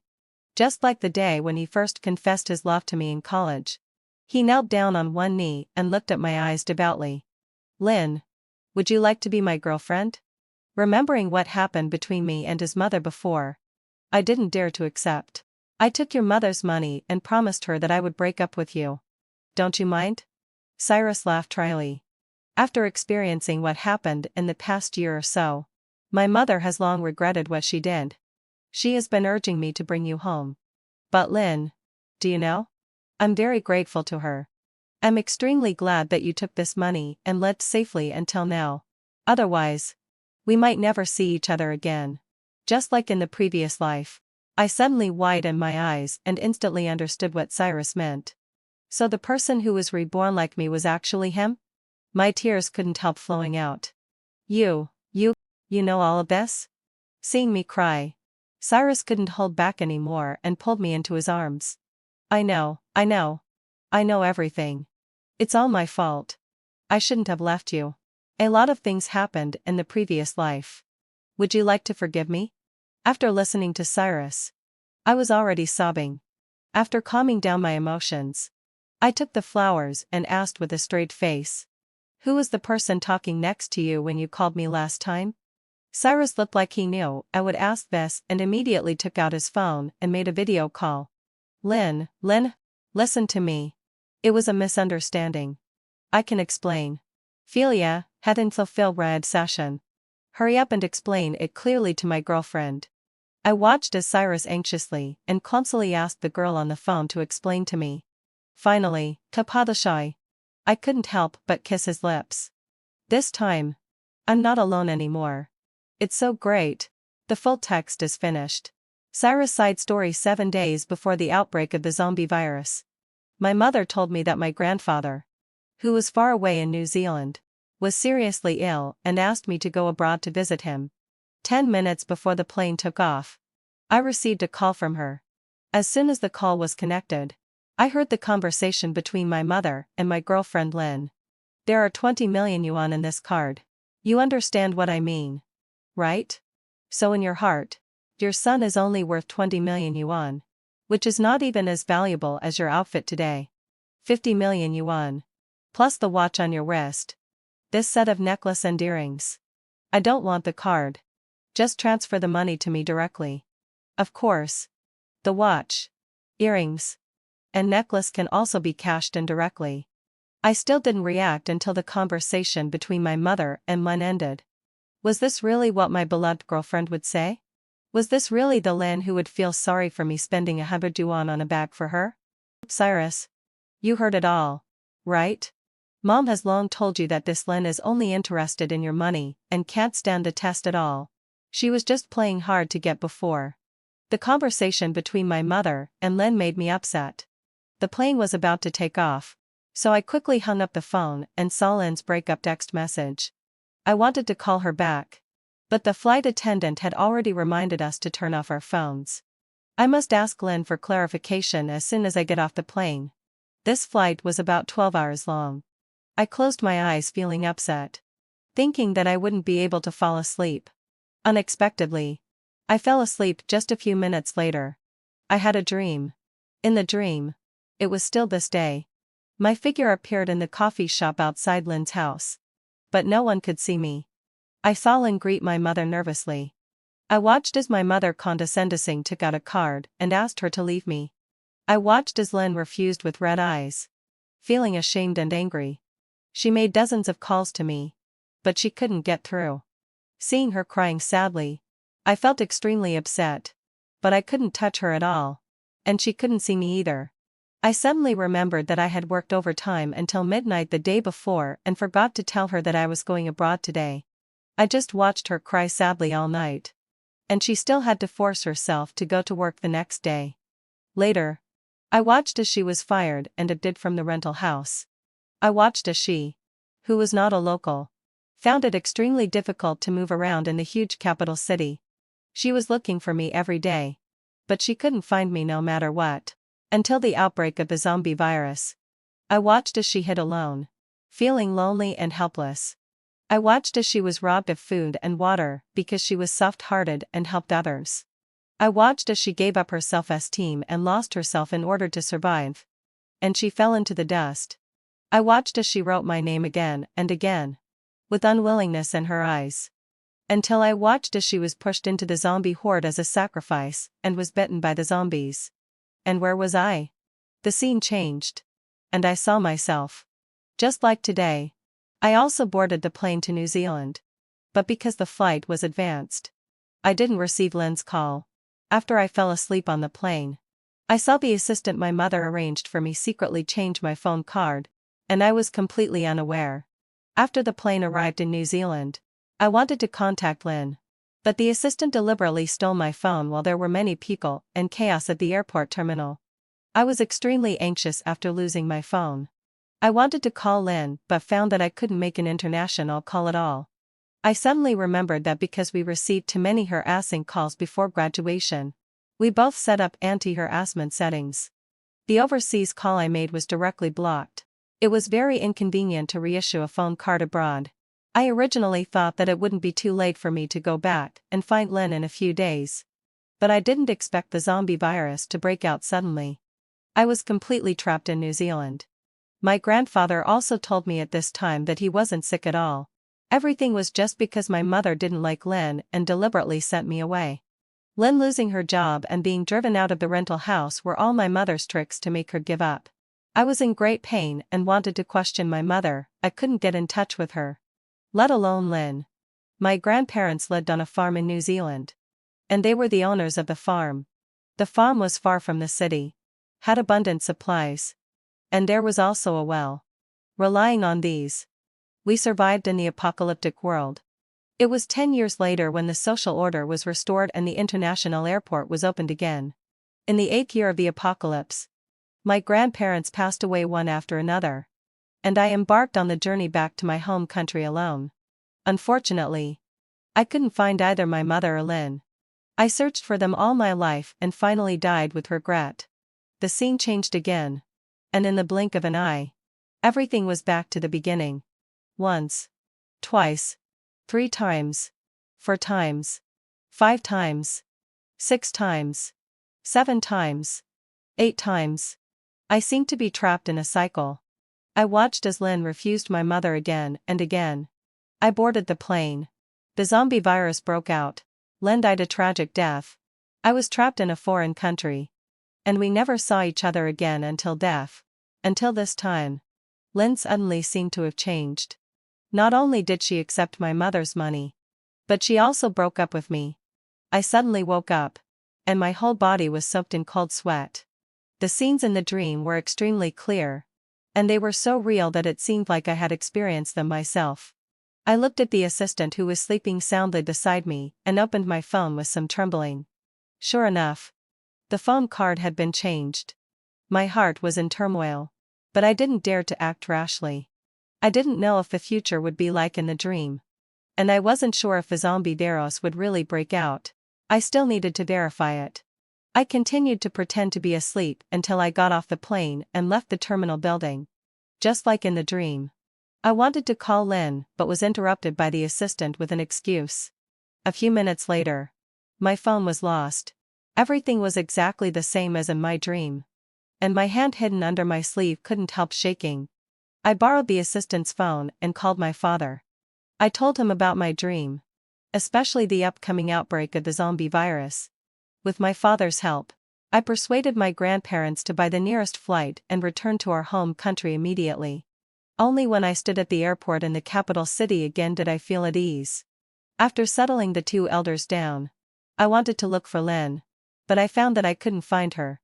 Time was running out. There were less than 4 days left before the outbreak of the zombie virus. And I was extremely anxious. My father is a soldier. Compared with personal issues, he was more concerned about the zombie virus I mentioned. He told me that in the face of a crisis for all mankind, personal issues were nothing at all. Now, his choice to believe me also involves a great risk. For things that haven't happened yet, all he can do is try his best to prevent them.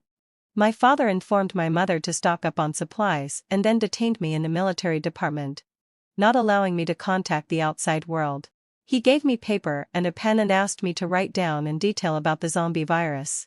I couldn't persuade my father. Nor could I escape. I could only try my best to recall what I had dreamed about the zombie virus.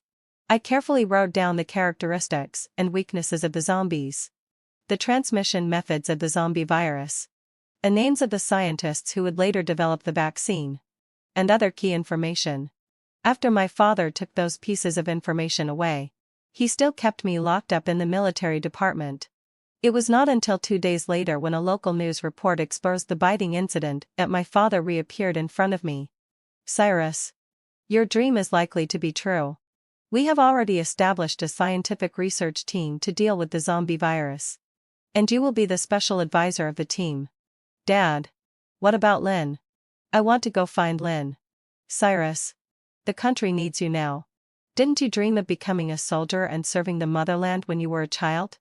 Lynn is no longer in Jingdu. I found out that she bought a plane ticket and returned to Yun province. Forgive me for not being able to let you lead at this time. I've also found out a message she posted on major platforms with an anonymous IP before. Take a look at it.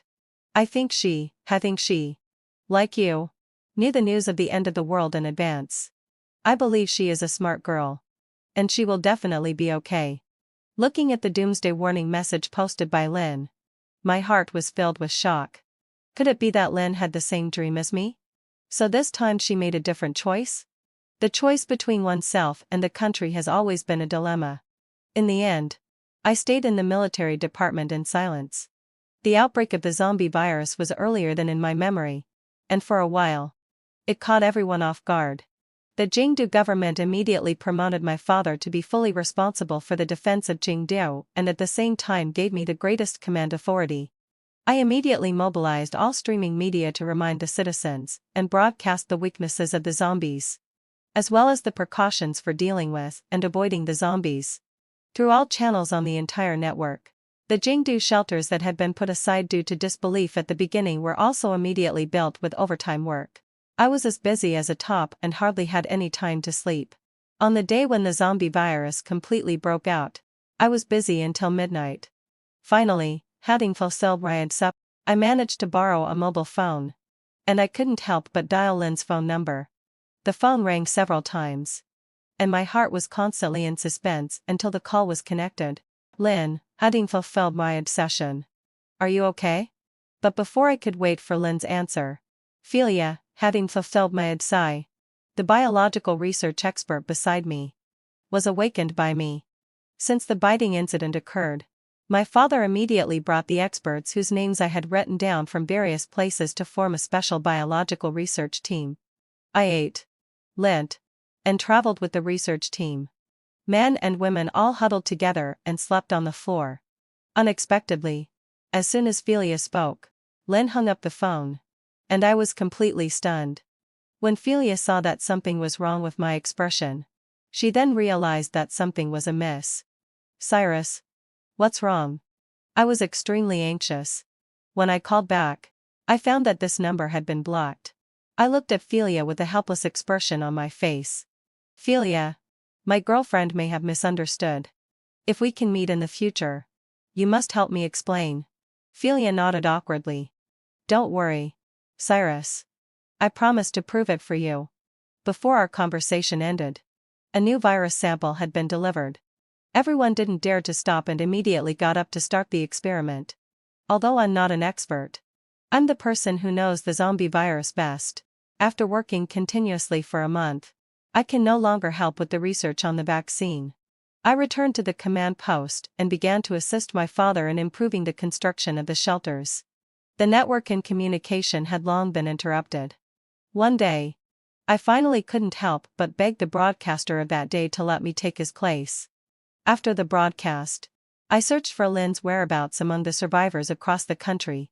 Although my father scolded me for privately occupying public resources and confined me for 3 days, I don't know if Lynn heard it or not, but I just want to tell her that I will always be waiting for her. 3 months after the outbreak of the zombie virus, the shelters in Jingdu had been completely stabilized. I found my father and applied to go to Yun province to join the troops clearing the zombies.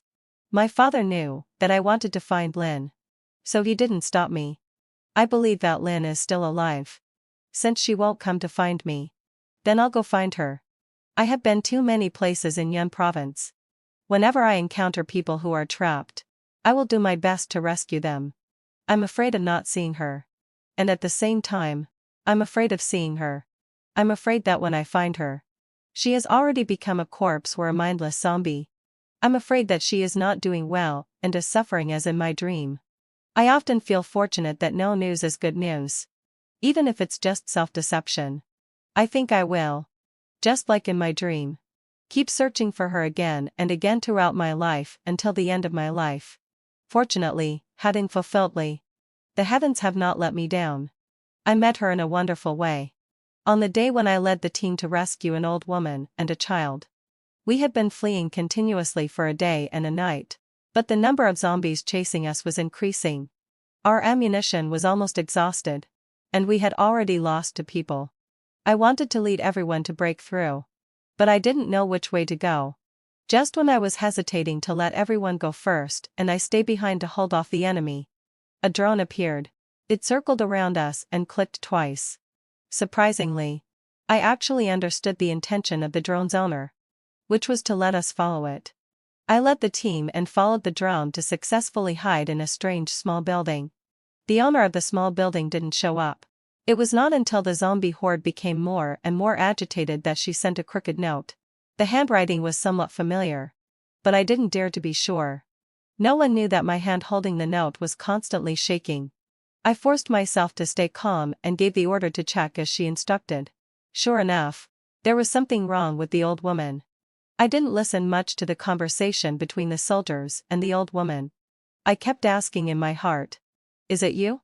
It was not until the conversation ended that I finally heard her voice. I never expected that the person I had been longing for and searching for day after day was just separated from me by a wall at this moment. She also saved my life. The corners of my mouth turned up, but my eyes couldn't help but get a little moist. I finally found Lynn. Seeing that she was safe and sound, my heart was filled with an indescribable sense of peace. But now is not the time for us to be reunited. I asked someone to fire a signal flare. And at dawn the next day, the people who came to meet us arrived. I asked Lynn to wait for me until I completed my mission. When the zombie virus is completely eliminated, I will come to find her. I believe that after experiencing 9 cycles of reincarnation, we will definitely have a happy ending this time.